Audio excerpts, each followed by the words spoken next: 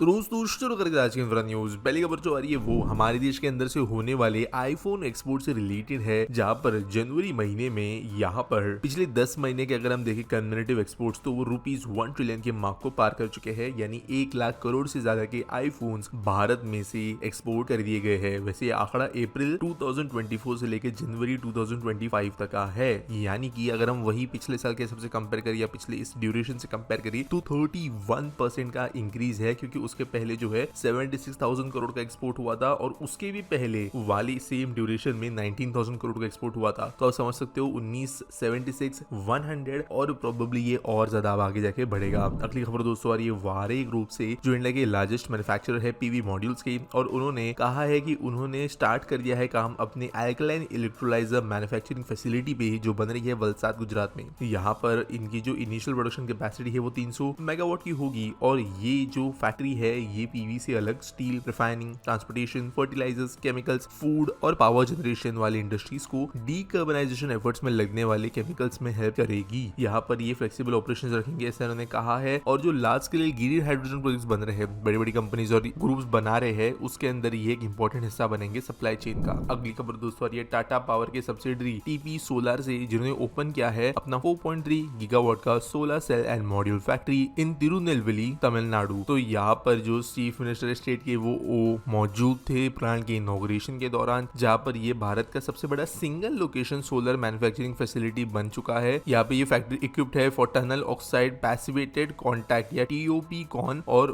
Mono passivated emitter rear cell technology. यहाँ पर इसके वजह से जो है जो भी देश के आप कह सकते हो एडवांस प्लांट में से तो ये है ही, लेकिन दुनिया के हिसाब से भी ये one of the top quality और टॉप प्रोडक्शन प्रोसेसेस को इस्तेमाल करते हुए मैन्युफैक्चर होने वाले सोलर पावर प्लांट होंगे। आगे जाकर कैपेसिटी जो है वो बढ़ाई भी जा सकती है वैसे, लेकिन ये जो तिरुनेलवेली का प्लांट है ये कोई बहुत नया प्लांट नहीं है। यहाँ पे टाटा ग्रुप 1992 से एक्टिव है। अगली खबर दोस्तों ये अडानी टोटल ग्लास लिमिटेड से, जिन्होंने फ्रेंच कंपनी के साथ टाई अप किया है जिनका नाम है टोटल एनर्जीज, और ये दोनों मिलकर 16,000 करोड़ इन्वेस्ट करेंगे next 7 years to expand the network of CNG stations and pipeline network to tap company's growing appetite for natural gas. तो आप लोगों ने रिसेंटली ये देखा भी होगा कि अडानी के सीएनजी पंप्स आपको यहाँ वहां नजर आना शुरू हुए हैं, स्पेशली गुजरात, महाराष्ट्र में। तो यहाँ पर जो है इसी को आगे वो एक्सपांड करके और सीएनजी स्टेशंस, पंप्स, पाइपलाइंस बनाना चाहते हैं, जिसके लिए टोटल एनर्जीज के साथ वो मदद लेंगे। अगली खबर दोस्तों एप्सिलॉन ग्रुप से, जिन्होंने वेंसडे को अनाउंस किया अपना एक नया plan to invest 15,350 crore rupees in developing of a manufacturing and research facility for EV battery testing and advance materials in Karnataka. तो मेजरली ये R&D डेवलपमेंट के लिए ही बनाई गई इन्वेस्टमेंट बिल्डिंग होगी, जहां पर एक MOU साइन किया गया है गवर्नमेंट ऑफ कर्नाटका के साथ में कर्नाटका इन्वेस्टमेंट समिट के दौरान। यहाँ पर अगले 10 साल के अंदर ये इन्वेस्टमेंट धीरे धीरे आएगी, और बेसिकली ये कंपनी जो है ये एडवांस मटेरियल्स बनाती है बैटरीज के अंदर इस्तेमाल होने वाले जो हाई परफॉर्मेंस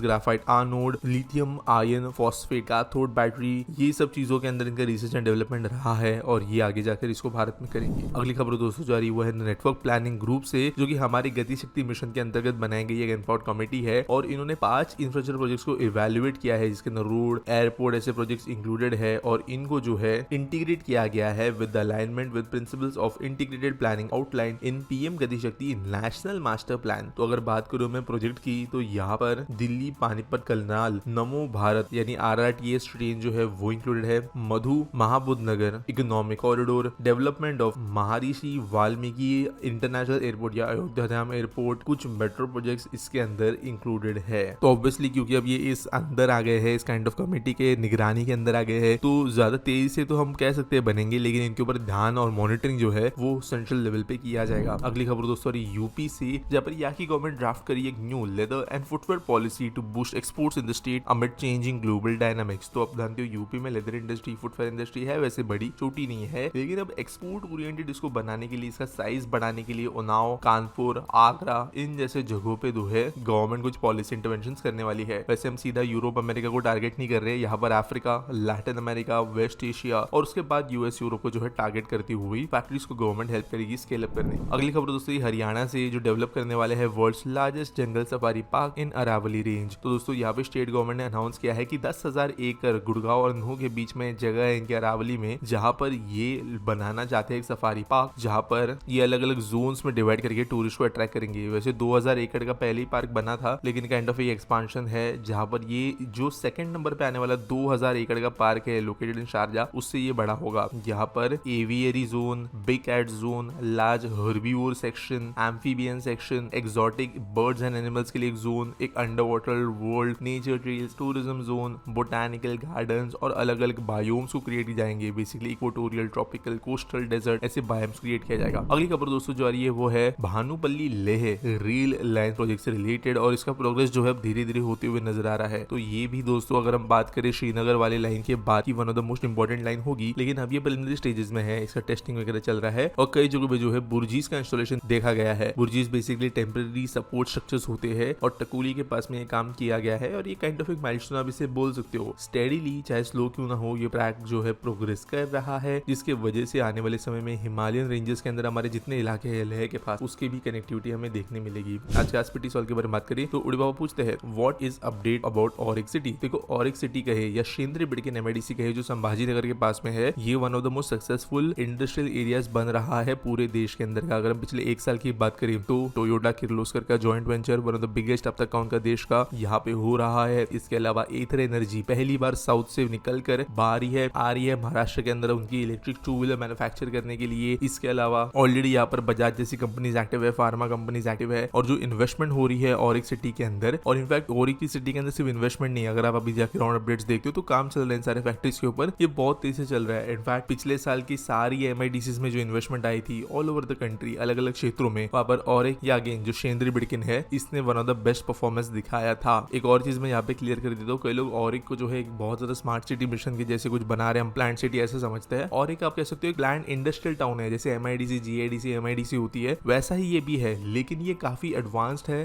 बड़ा है, अलग से प्लान किया गया है, नई एक्सपेरिमेंटल चीजें की गई है, जहाँ पर एक रेसिडेंशियल टाउन भी बाद में बनाया जाएगा। और अभी को देखते हुए इस एरिया ने स्पीड पकड़ ली है। उम्मीद करता हूँ आपको सवाल का जवाब मिल गया होगा। आपके पास कोई सवाल है आप कमेंट सेक्शन में पूछ सकते हो। कोई न्यूज़ सबमिट करने के लिए उसके लिए आपको डिस्क्रिप्शन में लिंक मिल जाएगी। मिलेंगे अगले वीडियो में।